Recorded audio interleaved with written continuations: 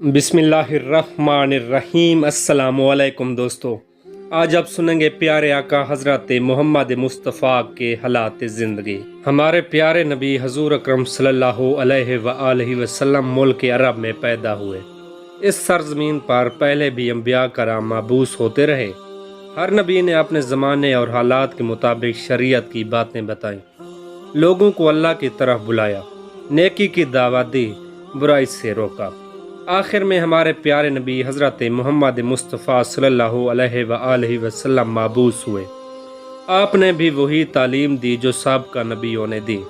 हमारे प्यारे नबी हजूर अकरम सल्लल्लाहु अलैहि वसल्लम की 12 रबीउल अव्वल बरोज़ पीर सुबह सादे के वक्त मक्का मुअज़्ज़मा में विलादत बासादत हुई। आपका नाम मोहम्मद रखा गया, ऐसा नाम अरब में किसी ने नहीं रखा। आप सल्लल्लाहु अलैहि वसल्लम जिस ज़माने में पैदा हुए इसे आम अल-फील कहा जाता है। फील के मानी हाथी के हैं। यमन के बादशाह अबराह काबा पर हमला करने की गार से आया था। फौज के सिपाही हाथियों पर सवार थे। इब्राह का मुकाबला किसी ने नहीं किया। खुदा का करिश्मा देखिए कि अल्लाह ने इब्राह को पसपा कर दिया। उसके बहुत से सिपाही हलाक हुए। अरब में दस्तूर था कि बच्चा पैदा होते ही दाया के हवाले कर दिया जाता और वो अपने गांव ले जाकर अपनी निगरानी में परवरिश करती। बच्चा खुली हवा में परवरिश पाता, तंदुरुस्त और तवाना रहता, साफ सुथरी ज़बान सीखता, ज़बान में फसाहत और बलागत होती। चुनाचे इसी रिवायती दस्तूर के मुताबिक आप सल्लल्लाहु अलैहि वसल्लम को बीबी हलीमा सादिया के हवाले किया गया। जब आप सल्लल्लाहु अलैहि वसल्लम की उम्र मुबारक 6 साल की हुई तो हलीमा सादिया आप सल्लल्लाहु अलैहि वसल्लम को हज़रत आमना के पास ले आई। कुछ अरसा बाद हज़रत आमना का इंतकाल हो गया। माँ की शफ़क़त से महरूम होने के बाद आप सल्लल्लाहु अलैहि वसल्लम के दादा अब्दुल मुत्तलिब ने परवरिश करने की जिम्मेदारी संभाल ली। अब्दुल मुत्तलिब आप सल्लल्लाहु अलैहि वसल्लम को प्यार और मोहब्बत के साथ परवरिश करते रहे।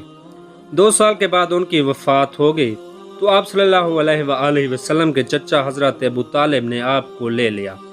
हर तरह से आप सल्लल्लाहु अलैहि वसल्लम का ख्याल रखा और आपकी निगरानी करते रहे।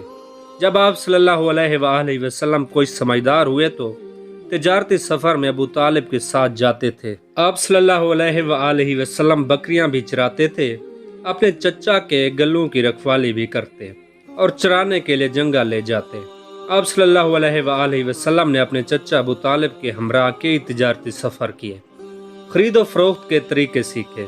सफ़र के दौरान बहुत से लोगों से मुलाकात हुई, इनसे बातचीत करने का मौका मिला। आप सल्लल्लाहु अलैहि वसल्लम की अक्सर मुल्क शाम जाया करते थे। मक्का में एक खातून रहती थी जिसका नाम खतीजा था। औरत तो थी लेकिन बासलाहियत थी।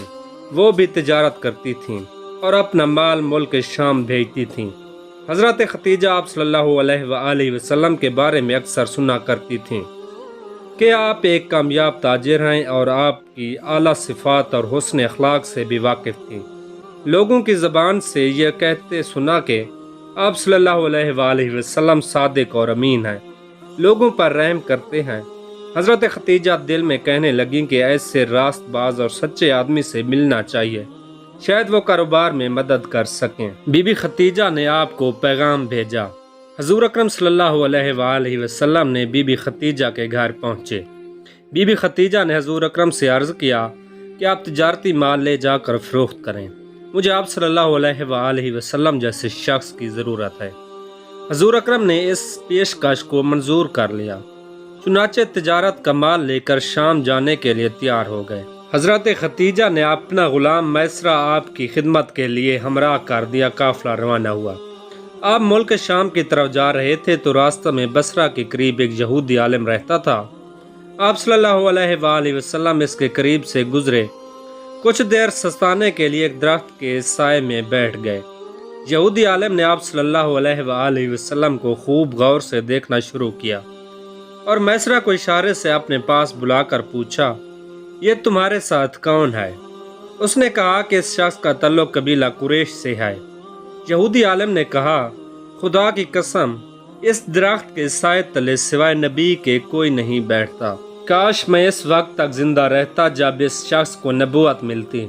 शाम के सफ़र से वापस लौटे مال فروخت کرنے کے بعد جو رقم حاصل کی آپ صلی اللہ علیہ وآلہ وسلم نے حضرت ختیجہ کے حوالے کی۔ حضرت ختیجہ نے میسرہ سے سفر میں پیش آنے والے حالات دریافت کیے اور آپ صلی اللہ علیہ وآلہ وسلم کے بارے میں بھی پوچھا۔ میسرہ نے سفر کے دوران پیش آنے والے واقعات اور آپ کے صالح کردار کے بارے میں سب کچھ تفصیل سے بتا دیا۔ میسرہ نے جو باتیں بتائیں اس سے آپ بہت متاثر ہوئیں اور حضور اکرم صلی اللہ علیہ وآلہ وسلم کی زوجیت میں آنے کے لیے آپ صلی اللہ علیہ وآلہ وسلم سے نکاح کی درخواست کی۔ حضرت صلی اللہ علیہ وآلہ وسلم نے پیشکش منظور کر لی۔ آپ صلی اللہ علیہ وآلہ وسلم کی عمر مبارک 25 سال تھی اور حضرت ختیجہ کی عمر 40 سال تھی۔ 15 سال کا فرق تھا۔ نکاح ہو گیا۔ تقریب میں حضرت حمزہ، حضرت ابو طالب، حضرت ابو بکر صدیق اور برادران قریش شریک ہوئے۔ حضور اکرم نے مہر میں 20 اونٹ دیے۔ شادی کے بعد حضور اکرم کی مالی حالت بہتر ہو گئی۔ آپ غریبوں کا خیال رکھتے تھے، بے کسوں کی مدد فرماتے تھے، مصیبت زدہ لوگوں کے کام آتے تھے۔ قریش آپ کی سچائی اور حسن اخلاق کے قائل ہو گئے۔ ہر شخص آپ کی تعریف کرتا تھا۔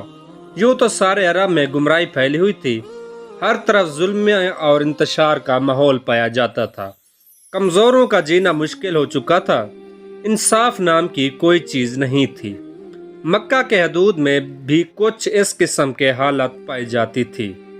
باہر سے کوئی تاجر مال لے کر آتا تو لوٹ لیا جاتا یا مال خرید کر رقم نہیں دی جاتی تھی۔ کوئی کسی کا حق دبا بیٹھتا۔ سرکار دو عالم صلی اللہ علیہ وآلہ وسلم کو ان خرابیوں کے باعث بہت دکھ پہنچتا تھا۔ مکہ کے سنجیدہ اور انصاف پسند لوگوں نے حلف الفضول کے نام سے ایک انجمن کی بنیاد رکھی، جس کا مقصد یہ تھا کہ ہر اس مظلوم کی حمایت کی جائے جو شہر مکہ کی حدود میں پایا جائے، خواہ وہ وہیں کا باشندہ ہو یا نہیں۔ رسول اکرم صلی اللہ علیہ وآلہ وسلم نے اس عمل کو بہت پسند فرمایا۔ خانہ کعبہ کی از سر نو تعمیر۔ یہ تو سبھی جانتے ہیں کہ آج سے 4000 سال پہلے حضرت ابراہیم علیہ السلام نے خانہ کعبہ کی بنیاد رکھی۔ تعمیر میں حضرت اسماعیل علیہ السلام نے بھی حصہ لیا۔ خانہ کعبہ جس حالت میں آج نظر آ رہا ہے، پائیداری اور خوبصورتی کے اعتبار سے قدیم کعبہ سے بہت فرق ہے۔ صدیاں گزر گئی، آج بھی اللہ کا یہ گھر قائم ہے۔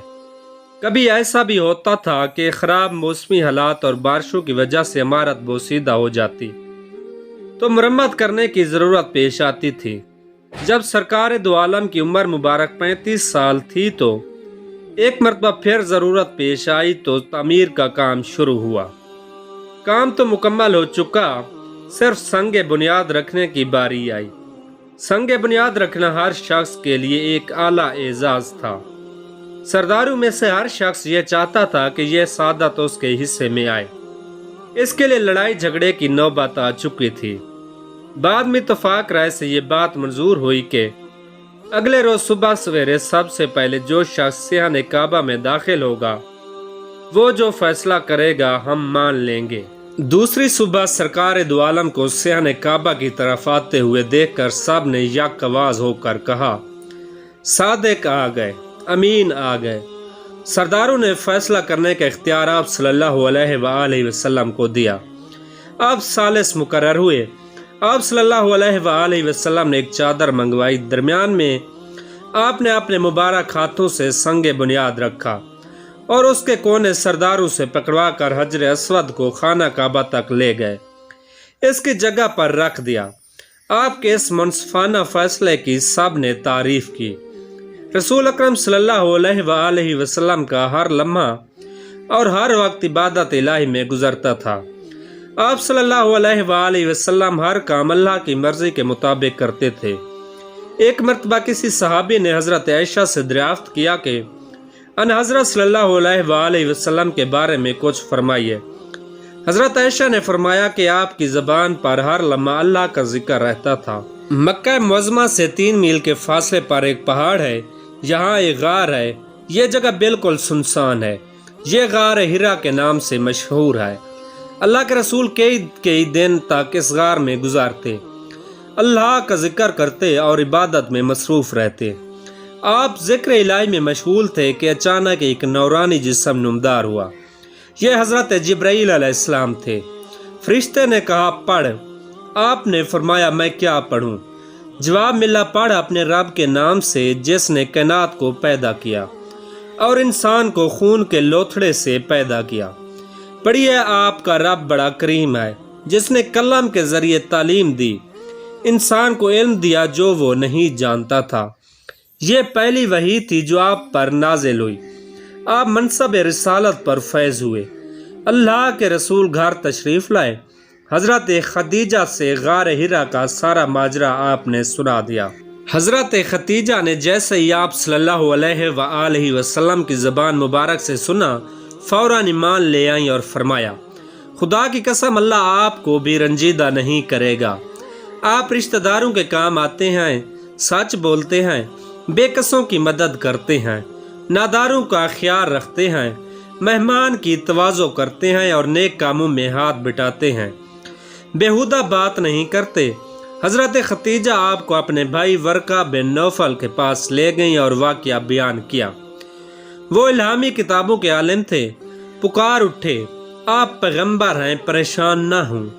حضرت خدیجہ الکبریٰ، حضرت علی، حضرت زید بن حارث، حضرت ابوبکر صدیق ایمان لائے۔ ایمان لانے والوں میں اضافہ ہی ہوتا رہا، حتیٰ کہ مسلمانوں کی تعداد 30 سے بڑھ گئی۔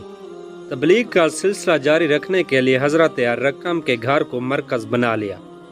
3 برس تک اشاعت اسلام کا کام خفیہ طور پر جاری رہا۔ چوتھے سال حکم الہی صادر ہوا کہ دین کی تبلیغ شروع کریں۔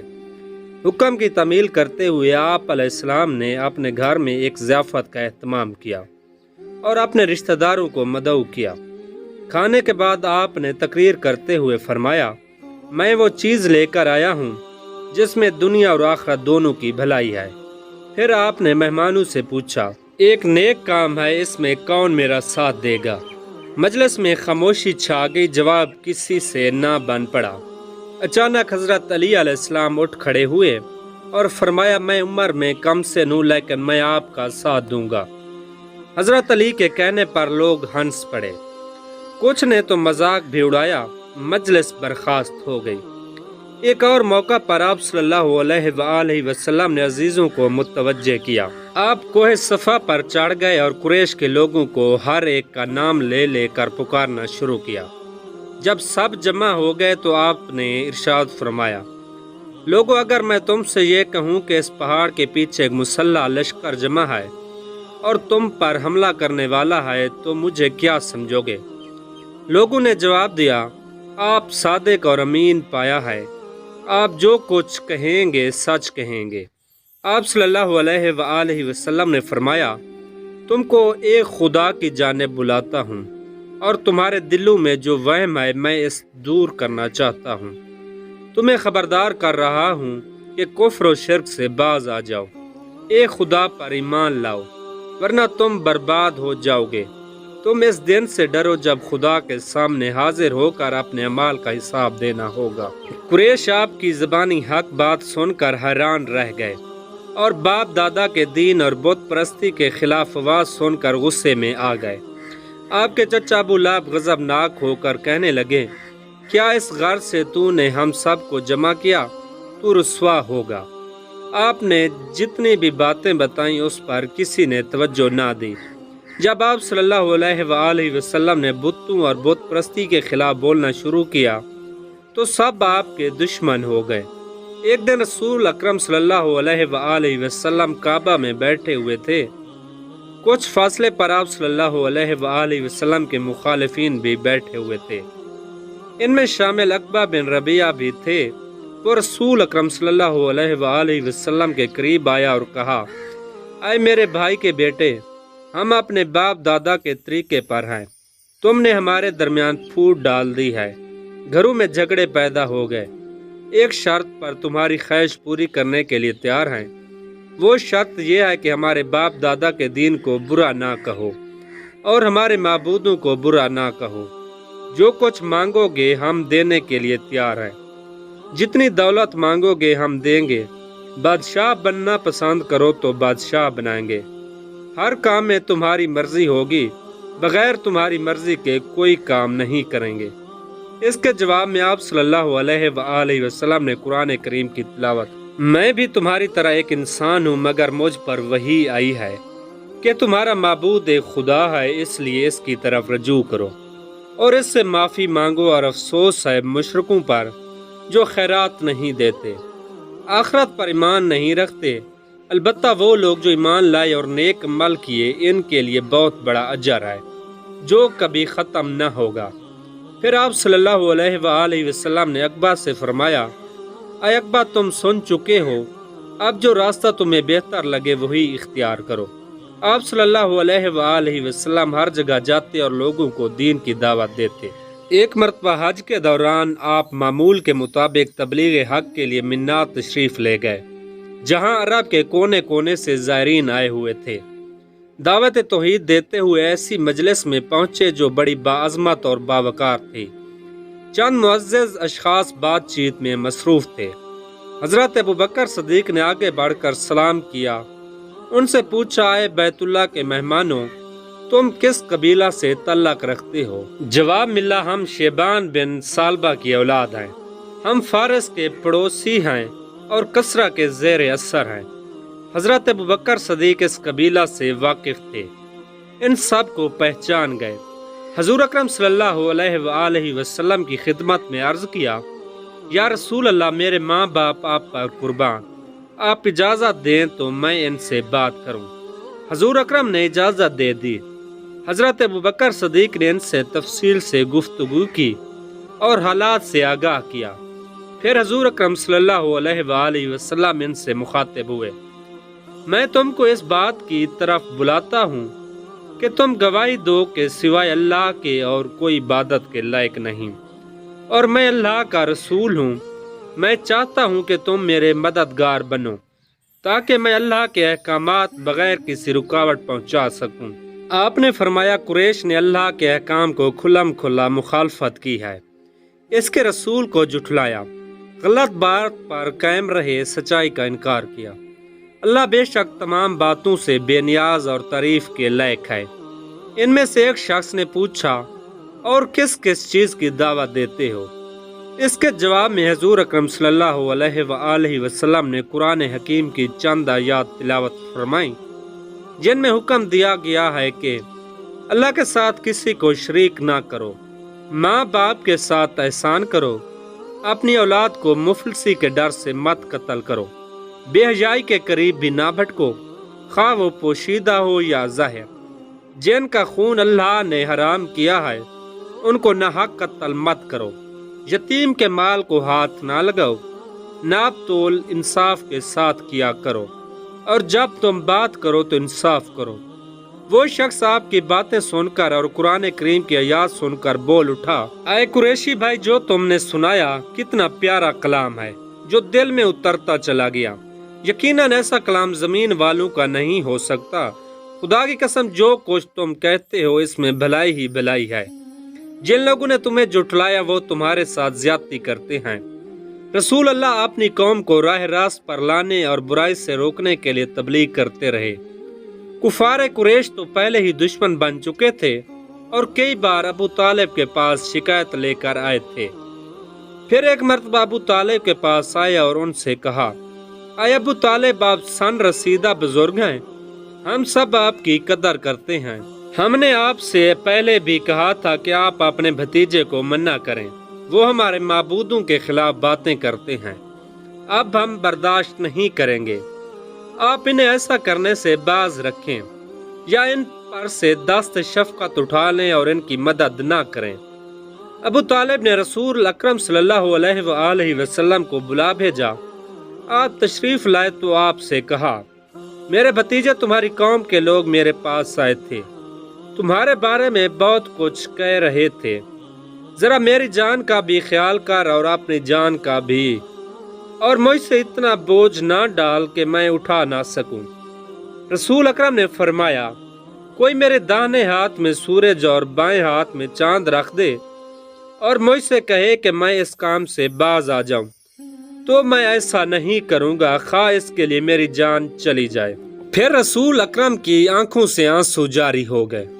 یہ دیکھ کر ابو طالب نے کہا جو تمہارا دل چاہے کرو اور جس طرح چاہے تبلیغ کرو، تم کو کسی کے حوالے نہیں کروں گا۔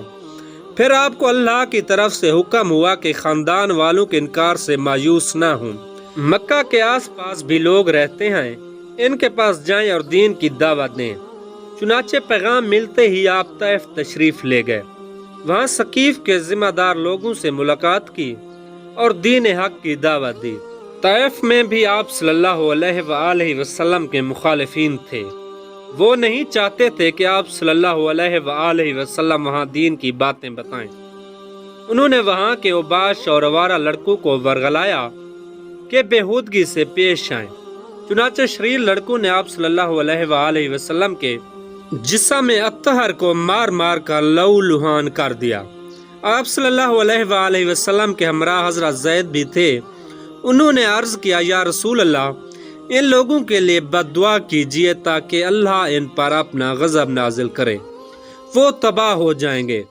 اس وقت ایک فرشتہ حاضر ہوا اور کہنے لگا کہ آپ حکم دیں تو میں دونوں پہاڑوں کو جو مکہ اور طائف کے درمیان میں ملا دوں تاکہ یہ نافرمان پس کر رہ جائیں۔ یہ سن کر آپ نے فرمایا، میں ان پر لعنت کرنے کے لیے نہیں بلکہ ان پر رحمت بنا کر بھیجا گیا ہوں۔ گمراہ لوگوں نے آپ صلی اللہ علیہ وآلہ وسلم کو ستایا، لیکن آپ نے ان کے لیے بد دعا نہیں بلکہ دعا فرمائی، اے اللہ میری قوم کے لوگوں کو ہدایت دے کیونکہ یہ نادان ہیں۔ ایک مرتبہ آپ صلی اللہ علیہ وآلہ وسلم کعبہ میں نماز پڑھ رہے تھے کہ عقبہ بن محیط آیا اور گردن میں چادر ڈال کر بال دینے شروع کر دیے، جس سے آپ صلی اللہ علیہ وآلہ وسلم گر پڑے۔ اور ایک موقع پر اس نے اونٹوں کی اوجری سجدے کی حالت میں آپ کے دونوں شانوں کے درمیان رکھ دی اور کہے لگانے لگا۔ حضرت بی بی فاطمہ سلام اللہ علیہا کو خبر ہوئی تو دوڑی آئیں اور اسے ہٹایا۔ اس طرح آپ کے ماننے والوں پر بھی ہر طرح کے مظالم ڈھائے جاتے، انہیں دیکھتے انگاروں پر لٹا دیتے۔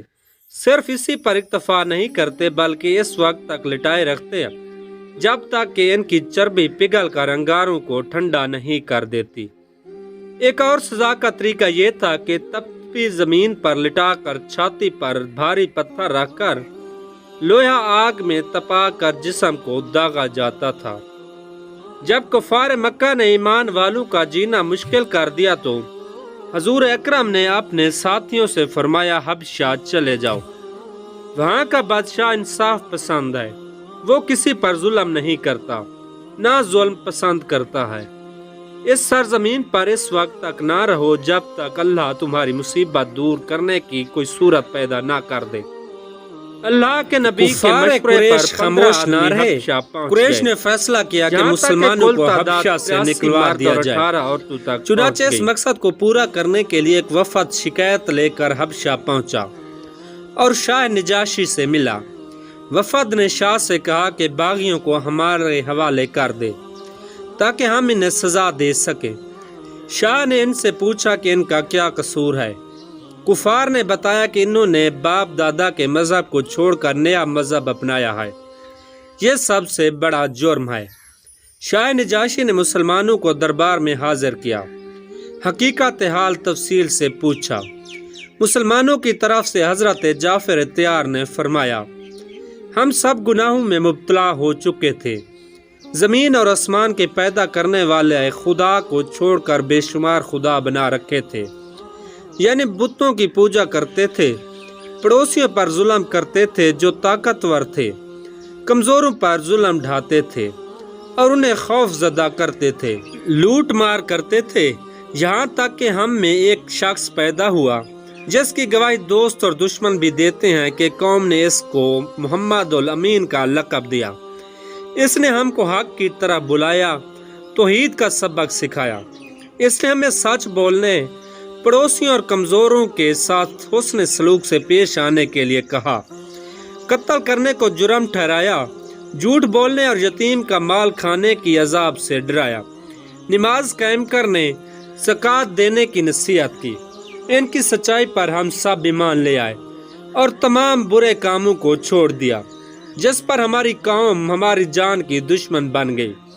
ہماری قوم چاہتی تھی کہ ہم سیدھے راستے پر نہ چلیں بلکہ برائی کی طرف لوٹ آئیں۔ شاہ نجاشی نے حضرت جعفر طیار کی صداقت بھری تقریر سن کر ان کو اور ان کے ساتھیوں کو دشمن کے حوالے کرنے سے انکار کر دیا اور کہا، اللہ تعالیٰ کا جو کلام تمہارے پیغمبر پر نازل ہوا ہے اس کا کچھ حصہ سناؤ۔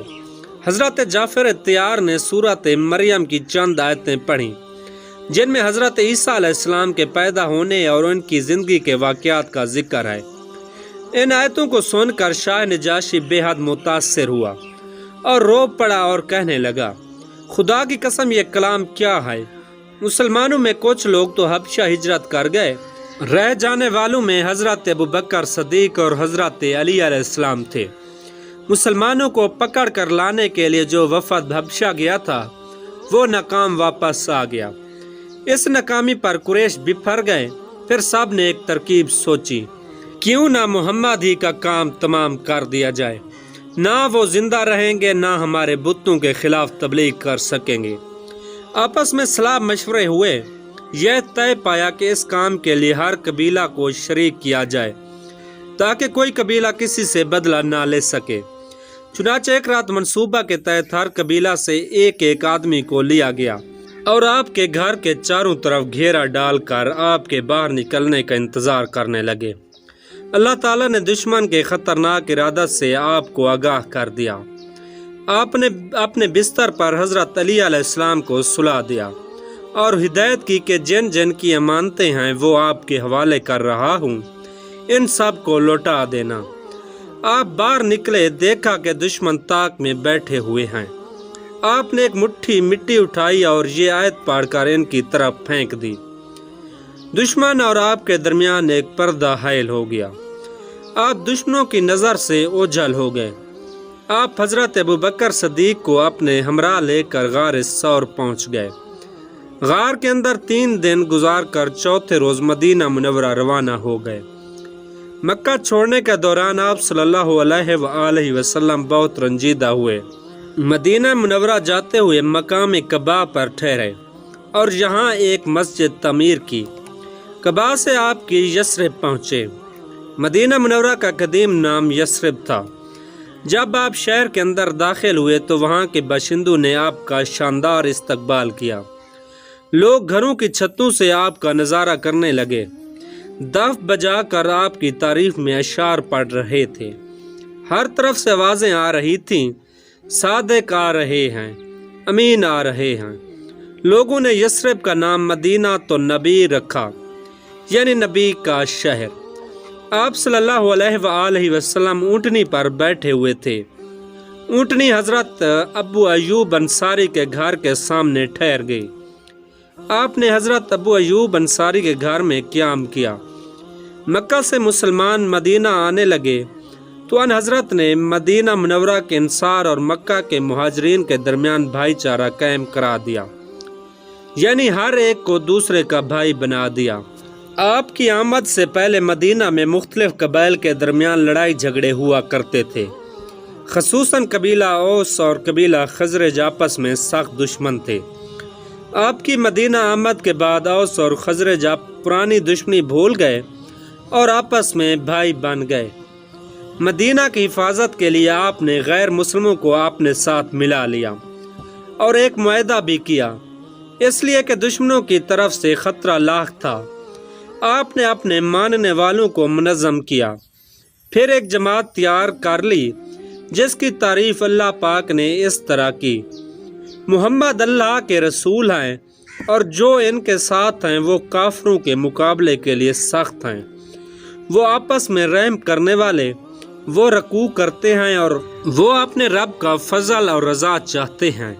ان کی نشانیاں ان کے چہروں پر سجدوں کے سر سے ظاہر ہے۔ آپس میں امن و امان سے رہنے کے لیے مسلمانوں اور کفار قریش کے درمیان صلح حدیبیہ کے نام سے 10 سال معاہدہ ہوا۔ معاہدہ میں اس شرط کو رکھا گیا کہ عرب قبائل میں سے کوئی بھی قبیلہ اس بات پر آزاد ہوگا کہ وہ مسلمانوں کا طرفدار بن جائے یا کفار قریش کا ساتھ دے، اس پر کسی کو اعتراض نہ ہوگا۔ اس شرط کے مطابق بنو بکر کفار قریش کا حلیف بن گیا اور بنو خزاعہ مسلمانوں کا ہم نوا، لیکن کفار قریش نے معاہدے پر عمل نہیں کیا۔ اس نے بنو خزاعہ کے ساتھ مخالفانہ رویہ اختیار کیا۔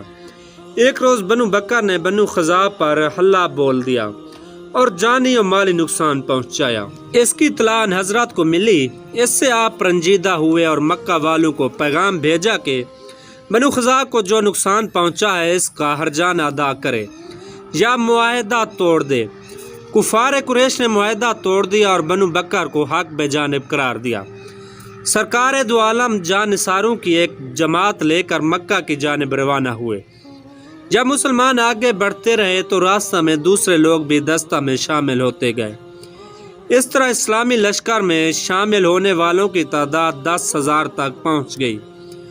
جب اسلامی لشکر مکہ پہنچا تو کفار قریش خوف زدہ ہو گئے۔ ان میں مقابلے کی جرأت نہیں ہوئی۔ رحمت خدا سے مکہ والوں کا آمنا سامنا ہوا تو آپ نے ان سے پوچھا کہ میں تمہارے ساتھ کیا سلوک کروں؟ مکہ والوں نے جواب دیا، تو شریف بھائی ہے اور شریف بھتیجا ہے۔ آپ صلی اللہ علیہ وآلہ وسلم نے فرمایا، میں تمہارے ساتھ وہی سلوک کروں گا جو یوسف علیہ السلام نے اپنے بھائیوں کے ساتھ کیا۔ تم پر کوئی الزام نہیں، جاؤ تم سب آزاد ہو، میں نے تمہیں معاف کیا۔ جانثار آپ صلی اللہ علیہ وآلہ وسلم کے حکم کے منتظر تھے کہ جو بھی حکم ملے اس پر عمل کریں، لیکن آپ نے فرمایا، جو کوئی ہتھیار پھینک دے اسے قتل نہ کیا جائے، جو کوئی خانہ کعبہ کے اندر جائے اسے کچھ نہ کہا جائے، جو کوئی ابو سفیان کے گھر میں پناہ لے اسے بھی کچھ نہ کہا جائے، جو کوئی حکیم بن حزام کے گھر میں پناہ لے وہ محفوظ ہے، جو کوئی بھی اپنے گھر کے اندر ہو اسے کچھ نہ کہا جائے، بھاگ جانے والوں کا پیچھا نہ کیا جائے، زخمیوں کو نقصان نہ پہنچایا جائے۔ رسول اللہ نے دشمنوں کے ساتھ جس طرح رواداری وفا درگزر کا رویہ اختیار کیا اس کی نظیر نہیں ملتی۔ پھر آپ کعبہ کے اندر داخل ہوئے، حجر اسود کو بوسہ دیا، اونٹنی پر سوار ہو کر بیت اللہ کے گرد طواف کیا۔ خانہ کعبہ میں 360 بت تھے، انہیں نکال کر باہر پھینک دیا۔ اس کے بعد آپ نے نماز شکرانہ ادا کی۔ جب آدھے عرب پر آپ صلی اللہ علیہ وآلہ وسلم کی حکمرانی قائم ہو چکی تھی، 22 لاکھ مربع میل پر پھیلی ہوئی سلطنت کا بادشاہ کھردرے فرش پر لیٹا ہوا ہے، جسم سے پسینہ بہہ رہا ہے، لباس بھی بہت پرانا لیکن صاف ستھرا ہے۔ قیصر روم کا قاصد یہ منظر دیکھ کر حیران رہ گیا۔ آپ کے گھر میں کھانے کا سامان سوائے مٹھی بھر جو کہ کچھ نہ تھا، جبکہ مسجد کے صحن میں مال و اسباب جمع کیا جاتا اور ضرورت مندوں میں تقسیم ہو جاتا۔ آپ کھجور کی چھال کا تکیہ لگائے کھردری چٹائی پر بیٹھے رہتے۔ سرور کائنات کی یہ حالت دیکھ کر حضرت عمر رو پڑے۔ آپ رونے کا سبب دریافت کرتے ہیں تو جواب ملتا ہے، یا رسول اللہ، اس سے بڑھ کر رونے کا اور کیا موقع ہو۔ روم اور فارس کے حکمران عیش و عشرت کی زندگی بسر کر رہے ہیں، آپ پیغمبر ہیں، دولت کا انبار لگ رہا ہے، آپ کے گھر میں اناج نہیں ہے۔ آپ فرماتے ہیں، عمر، کیا تم اس پر راضی نہیں ہو؟ ہم آخرت کی سعادت حاصل کر رہے ہیں۔ صحابہ کرام نرم بستر بنانے کی درخواست کرتے تو آپ ارشاد فرماتے، دنیاوی آرام اور راحت سے کیا کام؟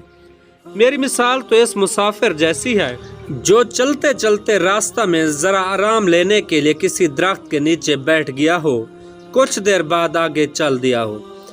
تاجدار انبیاء اپنا کام خود کرتے تھے، جانوروں کو اپنے ہاتھوں سے چارہ ڈالتے، اونٹ باندھتے، گھر کی صفائی کرتے، بازار سے سودا سلف خرید کر لاتے، اپنا جوتا خود گانٹھ لیتے، اپنے دست مبارک سے کپڑوں میں پیوند لگاتے، چھوٹے بڑے کو سلام کرنے میں خود پہل کرتے۔ کوئی چھوٹے درجے کا آدمی بھی دعوت دیتا تو خوشی سے قبول فرما لیتے۔ اس لیے اللہ تعالیٰ قرآن کریم میں فرماتا ہے کہ آپ اخلاق کے ایک بلند مقام پر فیض ہیں۔ ایک مرتبہ قیصر روم کے دربار میں رسول اللہ کا سب سے بڑا دشمن ابو سفیان پہنچا۔ قیصر روم اور ابو سفیان کی بات چیت ہوئی قیصر روم ابو سفیان سے پوچھتا ہے کیا تم نے حضرت محمد کو جھوٹ بولتے دیکھا؟ ابو سفیان جواب دیتا ہے نہیں۔ قیصر روم نے اس پر کہا جو شخص دنیا کے معاملات میں جھوٹ نہیں بولتا وہ اللہ کے بارے میں کس طرح جھوٹ بول سکتا ہے؟ رسول اللہ صداقت کی یہ آخری گواہی تھی۔ خطبہ حجۃ الوداع۔ امام الانبیاء 10 ہجری کو حج کے لیے مدینہ منورہ سے روانہ ہوئے۔ 5 ذی الحجہ کو مکہ معظمہ پہنچے اور 9 ذی الحجہ جمعہ کے دن عرفات کے میدان میں تقریباً 1,24,000 صحابہ کرام کے سامنے خطبہ ارشاد فرمایا۔ بلا شبہ اللہ کے نزدیک قابل تکریم وہ ہے جو سب سے زیادہ پرہیزگار ہے۔ تمام تعریفیں صرف اللہ کے لیے ہیں۔ ہم اس کی حمد کرتے ہیں اور اس سے مدد طلب کرتے ہیں اور اپنے گناہوں کی معافی چاہتے ہیں۔ میں اعلان کرتا ہوں میں محمد اس کا بندہ اور رسول ہوں۔ آپ نے فرمایا میرا خیال ہے آج کے بعد تم سے اس مقام پر ملاقات نہ ہو سکے گی۔ لوگوں تمہارا خون اور تمہارے مال ایک دوسرے پر حرام کر دیے گئے ہیں۔ تمہیں ان قریب اللہ کے سامنے حاضر ہونا ہے۔ خبردار اے لوگو، اللہ تعالیٰ فرماتا ہے کہ ہم نے تمہیں ایک مرد اور ایک عورت سے پیدا کیا، تمہارے خاندان اور قبیلے بنائے تاکہ تم ایک دوسرے کو پہچان سکو۔ میرے بعد گمراہ نہ ہو جانا۔ آپ نے فرمایا زمانہ جاہلیت کی ہر رسم کو میں اپنے قدموں تلے پامال کرتا ہوں۔ اے لوگو، تمہاری جان، تمہارا مال اور تمہاری آبرو ایک دوسرے کے لیے قیامت تک اتنی ہی مقدس اور قابل احترام ہے جتنا یہ دن، یہ مہینہ اور یہ شہر۔ اے لوگو، ہر مسلمان دوسرے مسلمان کا بھائی ہے۔ کسی مسلمان کے لیے اپنے بھائی کا مال بغیر اس کی مرضی کے لینا جائز نہیں۔ میرے بعد گمراہ نہ ہو جانا کہ ایک دوسرے کی گردن مارتے پھرو۔ آپ نے فرمایا کسی عربی کو اجمی پر، کسی اجمی کو عربی پر کوئی برتری نہیں، نہ کسی کالے کو گورے پر، نہ کسی گورے کو کالے پر برتری ہے۔ تم سب آدم کی اولاد ہو، آدم مٹی سے پیدا کیے گئے۔ میرے بعد نہ کوئی نبی آئے گا، نہ کوئی امت، نہ کوئی کتاب۔ دین کی تبلیغ مکمل کرنے کے بعد پھر آپ نے فرمایا میں تمہارے درمیان 2 چیزیں چھوڑے جا رہا ہوں، قرآن مجید اور میری اہل بیت۔ تم اسے مضبوطی سے تھامے رکھنا، ہرگز گمراہ نہیں ہوگے۔ پھر آپ نے حضرت علی علیہ السلام کو منبر پر بلایا اور ہاتھ بلند کر کے آپ نے فرمایا جس کا میں مولا ہوں اس کا میرا بھائی علی مولا ہے۔